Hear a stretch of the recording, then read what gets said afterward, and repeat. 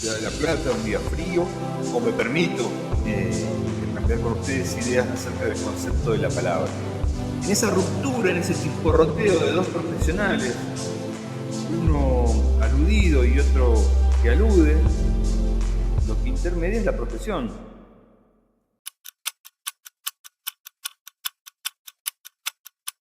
¿Cómo están? Bueno, un día más en la Ciudad de La Plata, un día frío, un día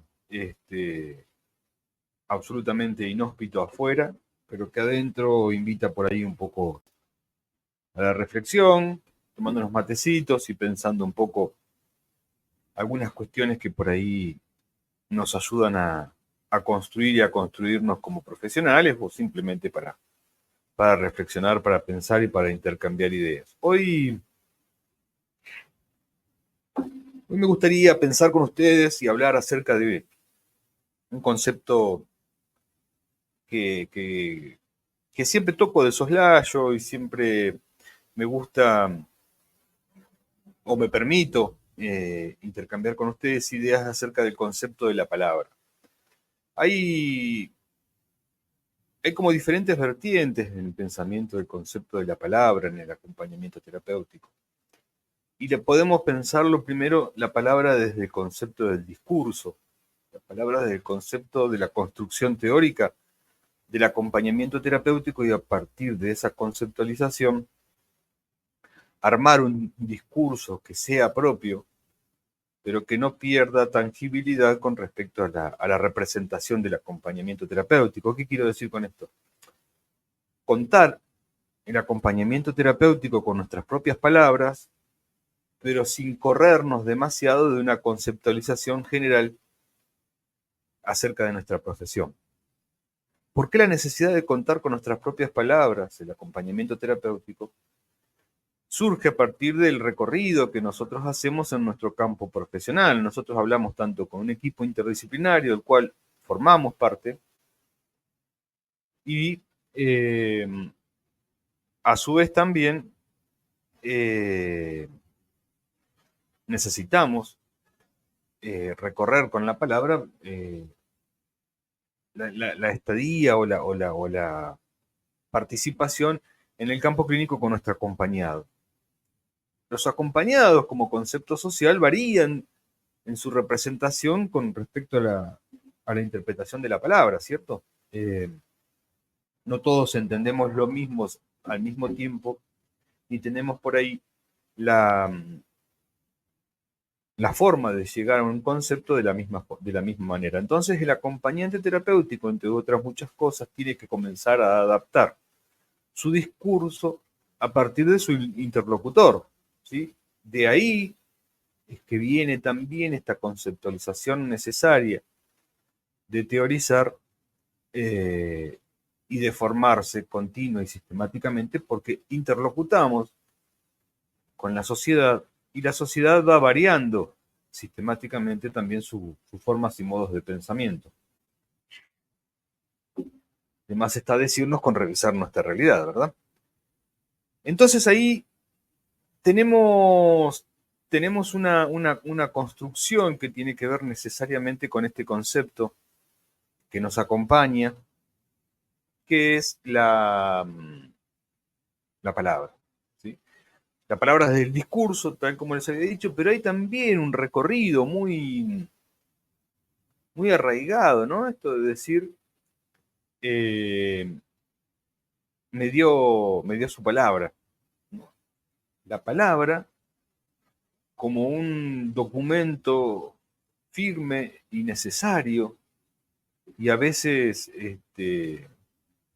casi único para cerrar un trato, el trato de la prestación del acompañamiento terapéutico, el trato de la sistematización de una profesión frente a otro, se firma o se soslaya en principio a partir de una palabra. Cuando nosotros vamos a la entrevista, lo que estamos poniendo más allá del cuerpo y nuestro saber también es la intermediación de una palabra.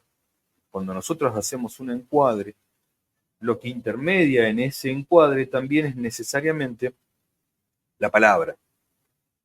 Históricamente la palabra ha tenido una fuerza impresionante.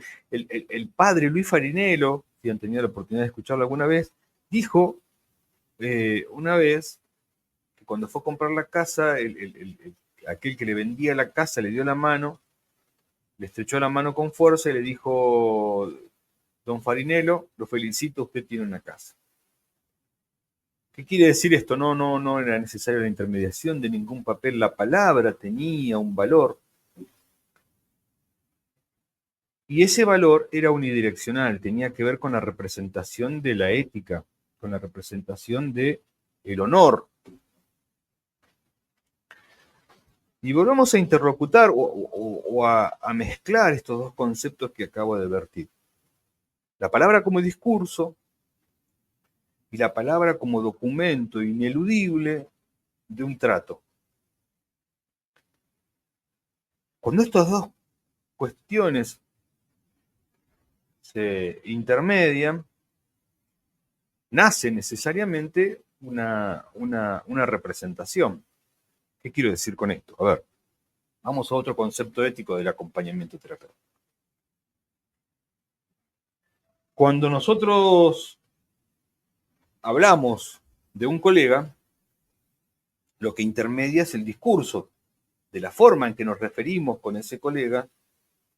Definitivamente lo que se interpone es necesariamente el discurso teórico de por qué hablamos de este colega, y si digo de colega, hablo necesariamente de un profesional. Entonces, cuando yo hablo de un colega, hablo a partir de la profesión, de lo que yo sé de la profesión y de lo que mi colega interpreto que sabe de la profesión.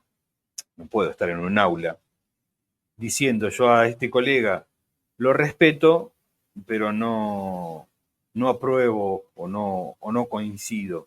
Mucho menos cuando en ese contexto edilicio participan o intermedian los dos colegas. Me parece una cuestión desde lo discursivo compleja. Porque el respeto es una cosa y el concepto profesional es otro. Y acá lo que interviene una vez más es el concepto ético y el concepto teórico de la realidad de la palabra.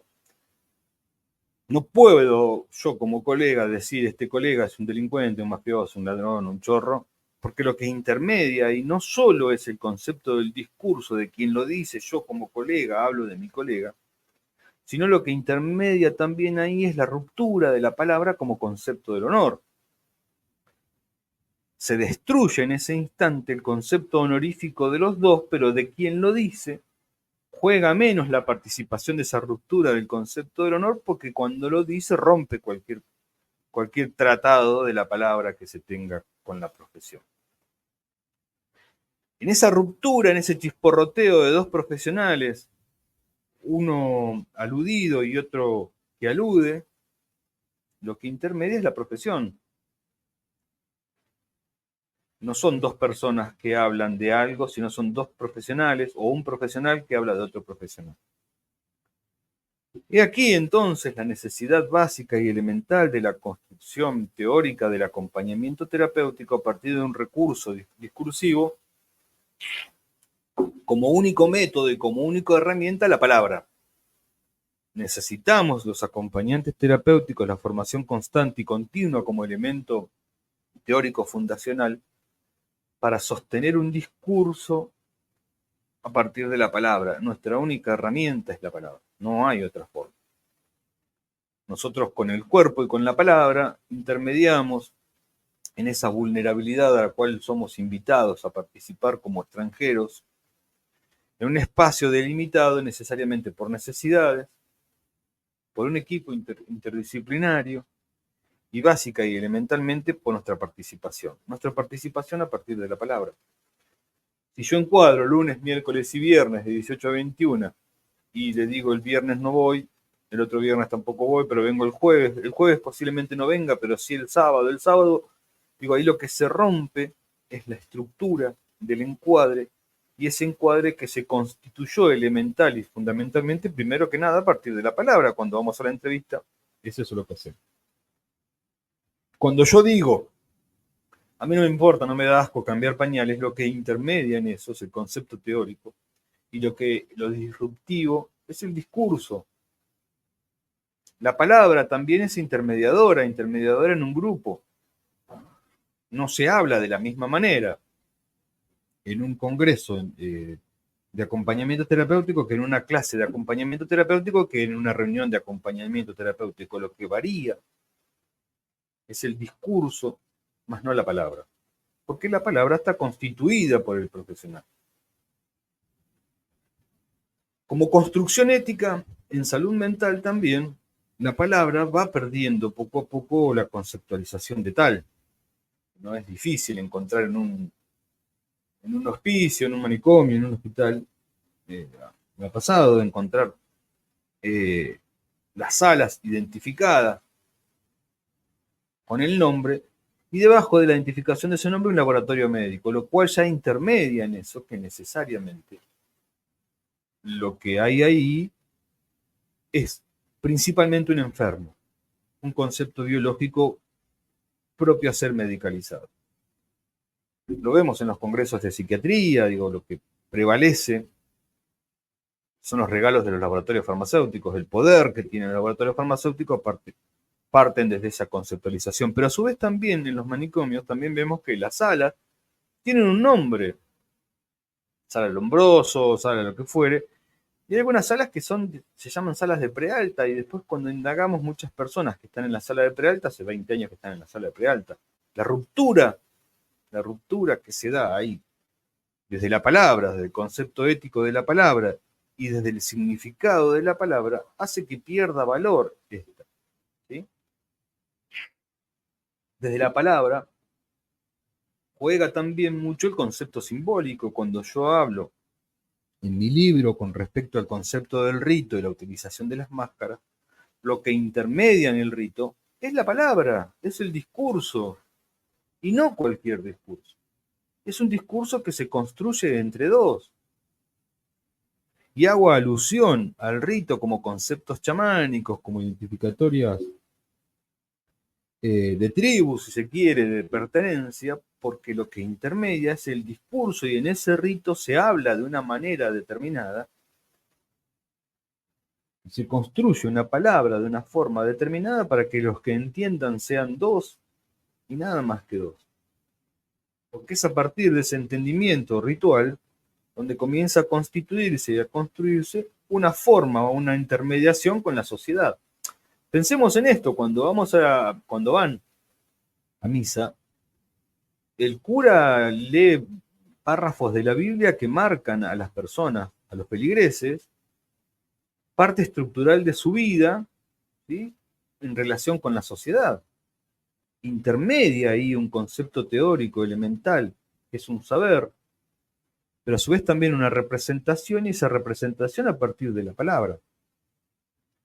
Y no importa quién lea o quién intermedie esa palabra, insisto con este concepto, no importa quién porte la máscara, si me permiten la literación de la palabra, sino lo que importa es lo que se dice, dónde se dice y cómo se dice.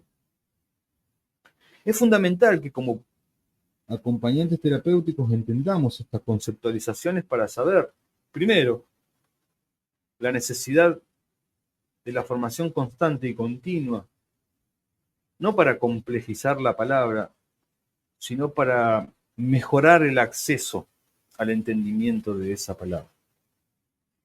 Insisto con esto, no estudiamos para saber más, sino estudiamos para complejizar el objeto de estudio. Esa complejización del objeto de estudio quiere decir también la complejización, del discurso. Es interesante que como acompañantes terapéuticos podamos entender esto. Y que podamos entender también la palabra como herramienta y como recurso definitivamente teórico en la utilización de la descripción de un colega profesional.